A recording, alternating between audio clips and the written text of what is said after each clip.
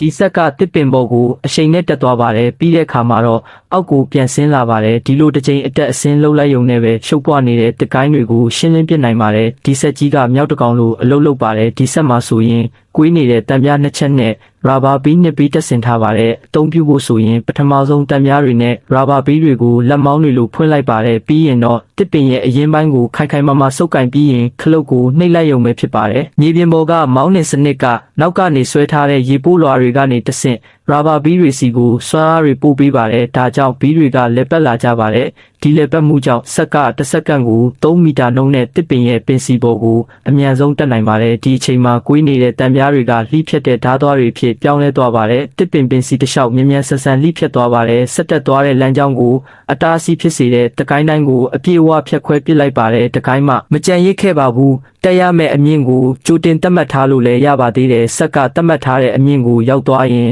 သူ့အလိုလိုပြန်ဆင်းလာမှာဖြစ်ပါတယ်မိနစ်ဝက်အတွင်းမှာပဲတစ်ပင်ကြီးတစ်ပင်ကထိပ်ပိုင်းတစ်ကိုင်းတွေပဲကြံရစ်ခဲ့ပါတော့တယ်ဒီဗီဒီယိုလေးကိုကြိုက်နှစ်သက်တယ်ဆိုရင်တော့ကျွန်တော်တို့ရဲ့ Creative Studio လေးကို Like and Follow လုပ်ခဲ့ပေးကြပါဦးနော်